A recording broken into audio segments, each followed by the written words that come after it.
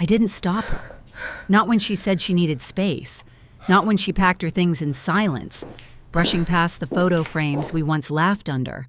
Not when she stood by the door, waiting, hoping for something. Anything. I just sat there. It wasn't that I didn't love her. God, I did. I still might. But some part of me was just done, trying to convince someone to stay when they'd already left in their heart. She didn't cry, neither did I. But my silence wasn't indifference. It was exhaustion. Because sometimes love becomes a battlefield where both sides lay down their weapons, not out of peace, but because they're too wounded to keep swinging. She left on a Sunday. I remember because I didn't go to church that morning. Didn't feel like facing prayers I didn't believe in anymore, not after watching the person I loved walk out like it meant nothing. She didn't say, "I'll be back." She didn't even say goodbye, just a soft, "Take care." And that was it.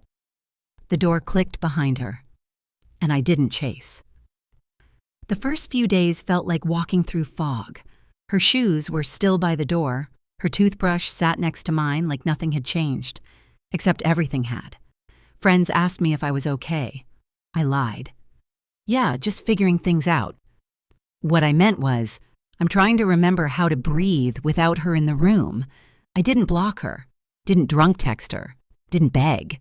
Because I knew if I had to beg for someone to love me, it wasn't love anymore. It was survival. And I was tired of surviving relationships that left me empty. So I stayed quiet, kept moving. I went back to work, started eating real meals again, took walks in the evening, the kind where you pretend the fresh air is healing you, even when your chest still aches. At night, I'd hear the ghost of her laughter, somewhere between the fridge light flickering and the hum of the fan, and I'd close my eyes and try to forget how soft her skin felt when she'd fall asleep on my chest. I told myself healing would come. Not fast, not loud, but it would come. And eventually, it did. It was 6 months later when I saw her name light up my phone. "Hey, can I ask you something?" I stared at it like it was a trap. Not because I hated her, but because I didn't know if the version of me who existed now could survive another goodbye. I replied simply, "You can ask."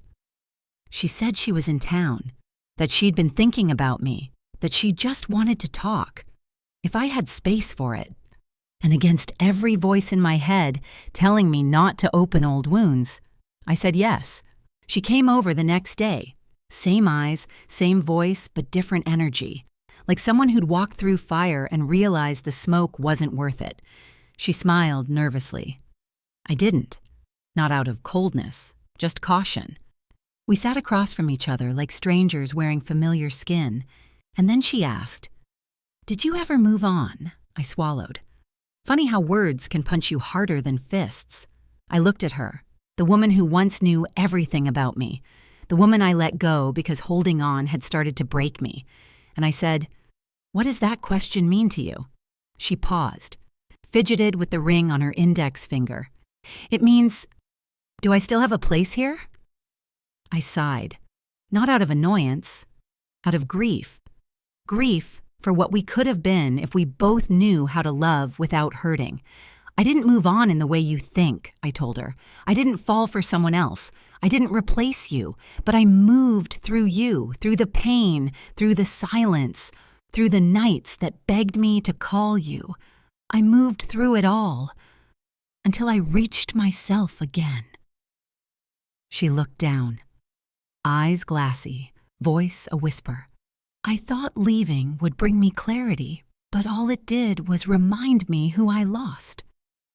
I stayed silent, not to hurt her, but because I'd already spoken every word I ever needed to the last time she stood by that door.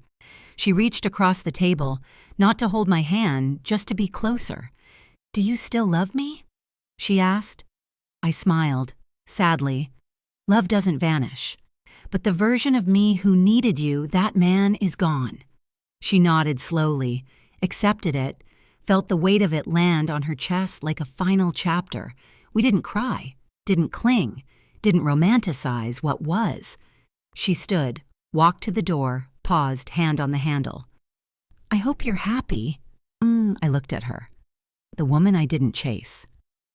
I am, I said. Not because I moved on from you, but because I finally found my way back to me. She smiled, this time through tears. Good, you deserve that. And then she left. No promises, no second chances, just a goodbye wrapped in respect. Sometimes the strongest kind of love is the one you give to yourself, the kind that says, I won't chase anyone who chooses to leave, not because I don't feel it, but because I finally believe I'm worth staying for. If you've ever watched someone walk away and chose peace over pride, know this: you're not weak, you're healing, and that matters more than any unfinished love story ever could.